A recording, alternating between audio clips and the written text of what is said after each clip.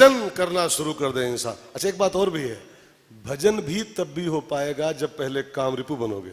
जहां काम था राम नहीं, काम है तो फिर भजन भी नहीं हो सकता। तो काम को मिटा करके हम राम राम करना शुरू कर दें तो बैठे सोह काम रिपु कैसे। एक बड़ी बढ़िया शेर है साहब, कि कीमती शेर को इस संत ने कहा है, आराम चाहता है तो एक काम कर, आराम चाहता है तो एक काम कर। क्या? आराम की शरण में और राम राम कर, आराम की शरण में और राम राम कर। तो राम का बन जाए और राम राम शुरू कर दे, बस वही शांति से बैठ सकता है, शांति से भरा जीवन जी सकता है। तो भगवान शिव शांति से विराजमान है, एकदम प्रफुल्लित चेहरा शंकर जी का है। माता जी इस मौके की तलाश में थी कि बाबा जब सहज बैठे हो तब मैं अपनी बात करूं।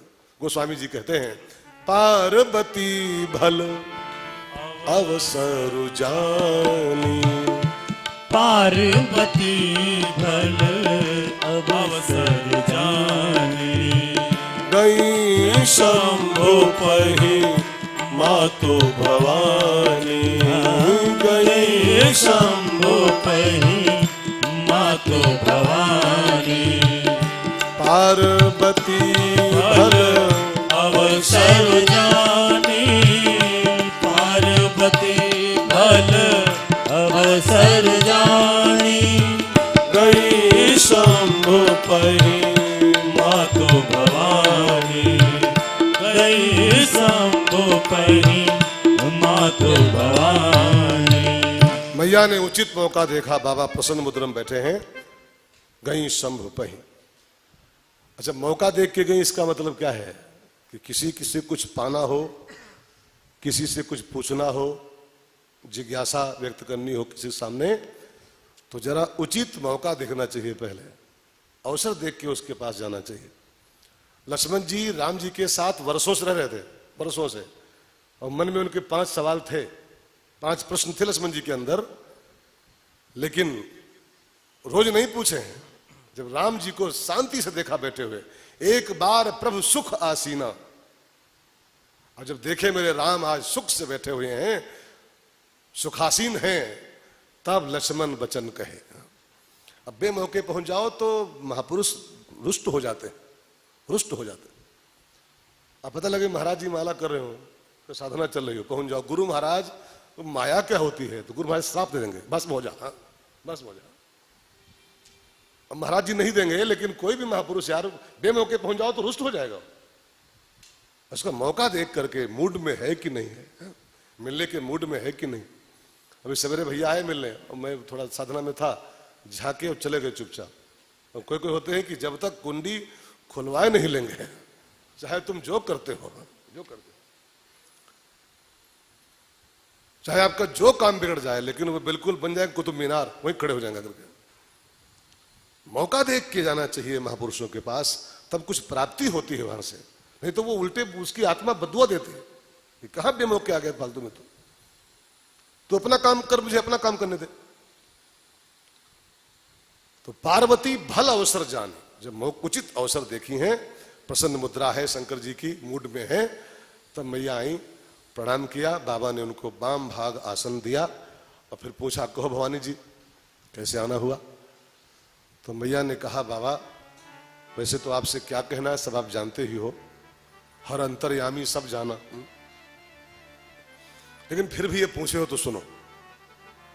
मैं इससे पूर्व में आपकी पत्नी थी सती, और हम दोनों जब कुंभज के यहां से राम कथा सुन के वापस आ रहे थे, दंडक वन में रोते हुए राम, जानकी विरह में रोते राम मिले थे। उनको देख के आप तो जान गए थे उनको, लेकिन मुझको संशय हो गया था कि रोने वाला व्यक्ति राम कैसे, जो नारी विरह में रो रहा है, लताओं से पूछ रहा है, वृक्षों से पूछ रहा है, हे खग मृग हे मधुकर श्रेणी, ये ब्रह्म कैसे। आपने मुझको बहुत समझाया था, बहुत समझाया था कि ये ब्रह्म है, मान लो राम ब्रह्म व्यापक जग जाना, लेकिन मेरा वो संशय दूर नहीं हुआ था।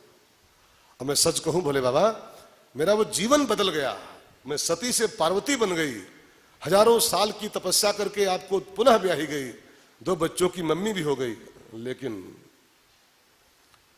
मेरा वो संशय अभी तक वैसे के वैसे बना हुआ है कि दंडक वन में रोता हुआ मिला था जो, वो दशरथ का बेटा था, वो राजकुमार राम था कि ब्रह्म राम था। मेरा संशय वो आज तक वैसे बैठा हुआ है। बाबा मैं चाहती हूं कि उसको आज दूर कर दो, आज उसको उड़ाओ। वो संशय का जो पक्षी बैठा है मेरे जीवन के वृक्ष पर, उसको उड़ाइए आज। तो कैसे उड़ाए? एक ताली है, बजाओ, ताली बजाओ तो उड़ जाता है। कौन सी ताली? ये ताली नहीं है, एक ताली और है, उसको बजाओ ना, तो जीवन के पेड़ पर जो संशयों के पक्षी बैठे हैं वो सब उड़ जाते हैं। उस ताली का नाम क्या है? गोस्वामी जी कहते हैं, राम कथा सुंदर करतारी, राम कथा सुंदर करतारी, संशय विहग उड़ावनहारी, संशय विहग उड़ावनहारी, तो प्रभु हरहु मोर अज्ञाना, तो प्रभु हरहु मोर अज्ञाना, कही रघुनाथ कथा विधि नाना, कही रघुनाथ कथा विधि नाना, राम कथा सुंदर करतारी, संशय विहग उड़ावनहारी, संशय विहग उड़ावनहारी। मनुष्य के जीवन में जितने भी प्रश्न हैं, संशय हैं, उन सब का समाधान रामकथा में है। इसीलिए इस कथा का जो अंतिम कांड है, आखिरी कांड, उसका नाम उत्तर कांड रखा गया। इसीलिए कि आप बस बाल कांड से उत्तर कांड तक इसको अध्ययन कर लो, इसकी शरण में आ जाओ, सुन ला लो, तो उत्तर कांड आते आते आपके प्रत्येक प्रश्न का उत्तर आपके हवाले, आपके आगे होगा। बस शर्त क्या है? श्रद्धा से। श्रद्धावान तत्पराः संयतेन्द्रिया, ये 3 शर्तों के साथ गीता में लिखा हुआ है।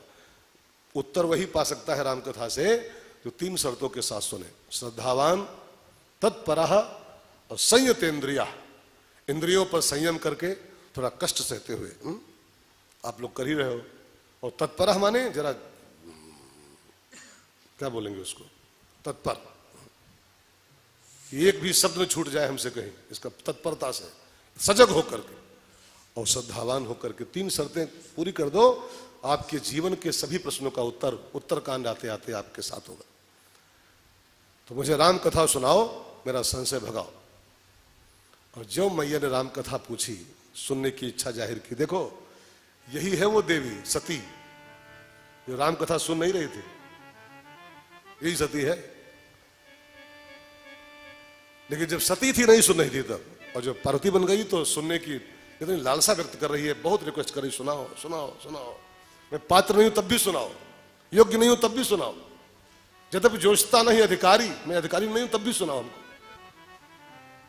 सती माने बुद्धि और पार्वती माने श्रद्धा। बुद्धि सुनती नहीं है, बुद्धि खाली तर्क करती है, श्रद्धा सुनती है कथा। और ध्यान देना, श्रद्धा कथा सुने और विश्वास कथा बांचे, ये भी सूत्र है एक। शंकर विश्वास है, विश्वास कथा कहे और श्रद्धा बैठ के उसको सुने, तब जीवन में कल्याण की वर्षा होती। विश्वास कथा कह रहा हो, मैं कथा कहने वाला विश्वास से कथा कहता हो और सुनने वाला श्रद्धा सुनता हो, ये जोड़ी बन जाए तो राम जन्म हो जाएगा। वक्ता का विश्वास और श्रोताओं की श्रद्धा मिक्स हो जाए पंडाल में, तो राम जन्म की कथा शुरू हो जाएगी। तो भाई बहनों, जब राम कथा मैया ने पूछी और सुनने की बहुत लालसा व्यक्त की, तब भगवान शंकर के अंतस्थल में संपूर्ण राम कथा उभर के आ गई। और गोस्वामी जी कहते हैं, शंकर जी 2 घड़ी के लिए मगन ध्यान रस, मगन हो गए राम कथा के चिंतन में। और जब पुण्य मन बाहर कीन, उनका मन उस मगनता से बाहर आया, तब उनकी आंखों में आंसू छलछलाए और धन्यवाद देते हुए शंकर जी मैया से बोले, पार्वती मैया से, धन्य धन्य गिरी राजकुमारी, धन्य धन्य गिरी राजकुमारी, तुम समान नहीं को उपकारी, तुम समान नहीं को उपकारी, पूछे हो रघुपति कथा प्रसंगा, पूछे हो रघुपति कथा प्रसंगा, सकल लोक जग पावनी गंगा, सकल लोक जग पावनी गंगा। पार्वती तुम धन्य हो, धन्य हो। देखो, जिसके कान कथा सुनने को लालायित हो उठे वही धन्य होता है, और जिसके कानों को कथा ना सुहाती हो उसको मरने के बाद सांप बनना पड़ता है। लिखा है रामायण में, जिन हरि कथा सुनी नहीं काना तो श्रवण रंध्र अहिभवन समाना। उनके कान नहीं है, उनके कान सांप के बिल हैं, उनके कानों में सांप निवास करते हैं। सांप माने संशय, संशय सर्प, संशय सर्प। जो कथा नहीं सुनते हैं उनके कानों में संशयों का वास हो जाता है, और जो कथा सुनते हैं वो धन्य धन्य गिरिराज कुमारी, तुम समान नहीं को उपकारी। तुमने कथा सुनने की इच्छा व्यक्त किया है, तुमने कथा संसार में प्रकट किया है। मैं अपनी हर कथा में एक बात कहता हूं, आप ध्यान देकर सुनिएगा। इस धरती पर 3 पा हुए हैं, 3 पा। 3 लोगों का नाम पा से है। पा से परीक्षित, पा से पार्थ और पा से पार्वती। परीक्षित न होते दुनिया में तो भागवत धरती पर होती ही नहीं। भागवत धरती की कथा नहीं है, परमहंस संहितायाम, वो परमहंसों की संहिता है। वो संसार वालों की थी नहीं कथा। वो तो परीक्षित जी थे कि सुखदेव जी के ऐसे परमहंस के मुख से कथा निकाल लिया जबरदस्ती। तो परीक्षित नहीं होता तो भागवत नहीं होती, पार्थ नहीं होता तो गीता संसार में होती ही नहीं, होती ही नहीं। गीता किताब थोड़ो है। गीता जानते हैं क्या है? भगवान ने गीता में कहा है, गीता में हृदयम Partha, Partha Gita is my heart. तूने मेरा दिल बाहर निकाल लिया है। भगवान का दिल है वो, भगवान का हार्ट है वो। तो पार्थ न होता तो भगवान का हार्ट बाहर न होता। वो पुस्तक गीता की बाहर नहीं होती, और पार्वती मैया नहीं होती संसार में, तो राम कथा संसार में होती ही नहीं। जो सुन रहे हो होती ही नहीं है, क्योंकि ये बाहर थी नहीं। रच महेश निज मानस राखा, ये भगवान शंकर का मानस है। मानस माने मन भी होता है, मन, दिल। ये भगवान शंकर का दिल है राम कथा। तो पार्वती मैया ने बहुत रिक्वेस्ट करके, बहुत अनुनय विनय करके भगवान शंकर का मानस बाहर निकाला है। तो बाबा धन्यवाद देते हुए बोले, धन्य धन्य गिरिराज कुमारी, तुम समान नहीं को उपकारी, पूछो रघुपति कथा प्रसंगा। और जानती हो कथा क्या है ये? सकल लोक जग पावनी गंगा, पूरे लोक को पावन करने वाली गंगा है राम कथा। उस गंगा से कीमती गंगा है वो गंगा। तो कुछ एक नगरों को, जैसे गंगोत्री से उतरी तो ऋषिकेश को, हरिद्वार को, आगे बढ़ी बिठूर को, आगे बढ़ी कानपुर को, और कानपुर को पावन खाक कर का ही कानपुर ने उसको गंदी कर दिया। कुछ एक नगर, कानपुर में गंगा आते आते काली हो जाती, चमड़े के जो कारखाने लगे वहां पर, सारा का सारा पानी काला काला, चमड़ों का धोना, सब मोटे मोटे नाले निकल रहे हैं उसमें गंगा में। तो वो गंगा तो कुछ एक नगरों को, कुछ एक शहरों को, कुछ एक ग्रामों को पावन कर पाई, लेकिन ये ऐसी गंगा है जो पूरे सकल लोक जग पावन गंगा, पूरे ब्रह्मांड को पावन कर रही, जन जन को, घट घट को, घर घर को, नगर नगर को पावन कर रही है ऐसी गंगा। एक बात और बताऊं, उस गंगा में खाली पानी भरा हुआ है, ठीक है, वो पवित्र है, शुद्ध है, अलग बात है तो पानी है, उसमें खाली पानी है। इस गंगा में तुलसी के ऐसे तपोनिष्ठ संत की बानी है। वो पानी वाली गंगा, ये बानी वाली गंगा। उस गंगा में जो डूब जाए वो मर जाता है। हल्की पड़ी में नहा रहे हो और जंजीर छूट जाए और मान लो गए, हाँ? तो उसमें जो बूढ़ा वो मरा और इसमें जो बूढ़ा वो तरा। वो मारने वाली गंगा है, ये तारने वाली गंगा है। वो गंगा निकली है चरणों से, चरणों से। ये गंगा निकली है भगवान के मुख से, मुख से। चरणों की गंगा, ये मुख वाली गंगा। एक बात और कह दूं, वो गंगा भी प्रदूषित हो रही है। अभी गंगा है तो फिर सब कुछ सुन लो ठीक से। ये गंगा भी आजकल खूब कसके प्रदूषित हो रही है, खूब कसके। इस कथा गंगा में दो प्रदूषण बहुत कसके घुल रहे हैं। मैं देख रहा हूं जो समाज आजकल के जो सच्चे कथाकार हैं, जो अच्छे कथाकार, सच्चे कथाकार, उनकी चिंता का विषय है कि वो गंगा तो मैली हो ही रही है, लेकिन राम कथा गंगा भी बहुत कसके प्रदूषित हो रही है। इसमें दो गंदगी घुल रही है बहुत। आप समाज को चेक करो, कथा का माहौल देखो आजकल आप।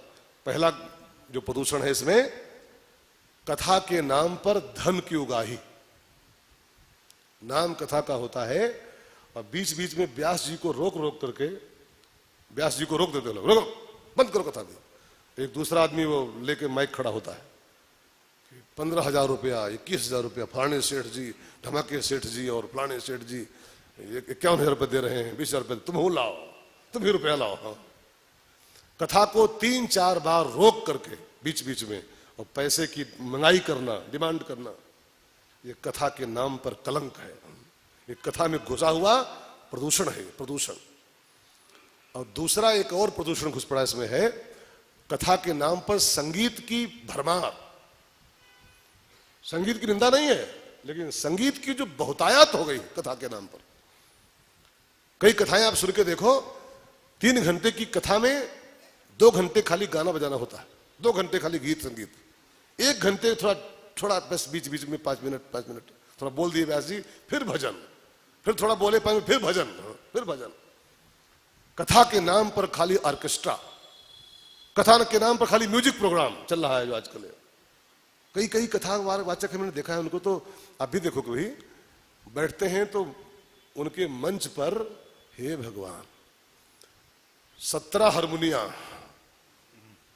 16 तबला, 6 कैसियो, 17 आर्गन और 25 सितार। अब सोचो क्या कथा होती होगी, जहां 27 हारमोनिया बज रही हैं, 17 तबला बज रहे हैं, वह कथा खाक होती होगी। तो कथा के नाम पर जो म्यूजिक का प्रोग्राम ठूस ठूस के भरा हुआ है कथा में। देखो संगीत की बुराई नहीं है, लेकिन जैसे दाल में नमक होता है, कथा में उतना संगीत एलाऊ है।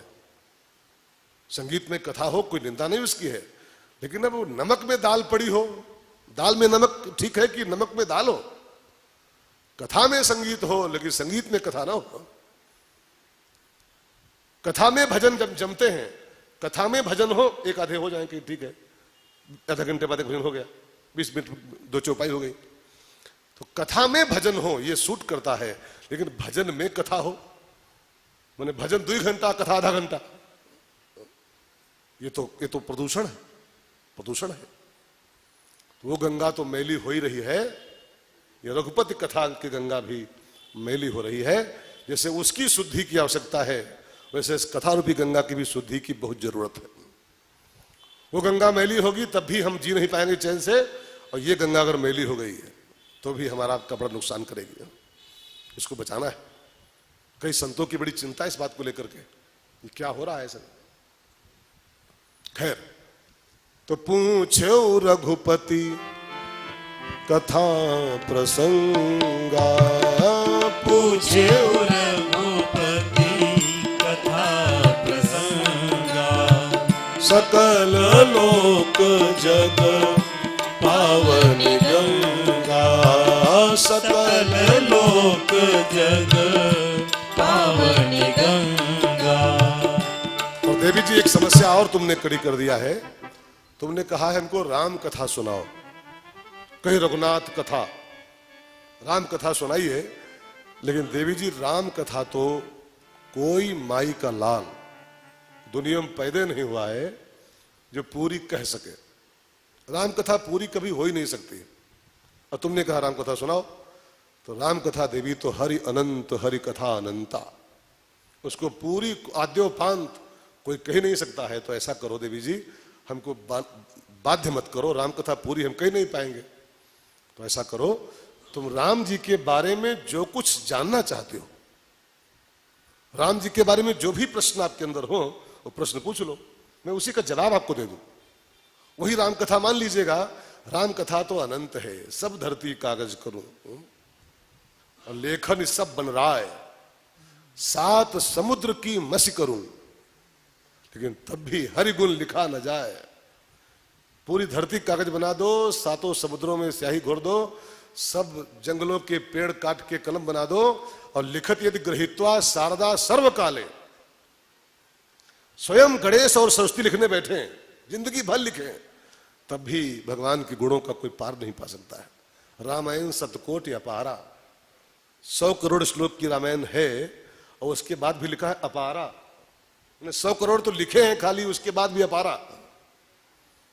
तो पूरी राम कथा न मैं कह पाऊंगा, न तुम सुन पाओगी।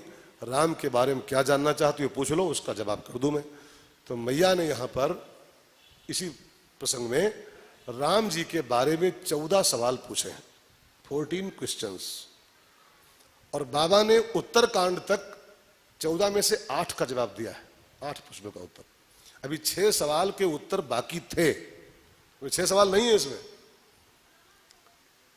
8 का दे पाए थे उत्तर। तब तक बाबा ने पूछा आगे भी बताऊं, आगे कुछ बोलूं?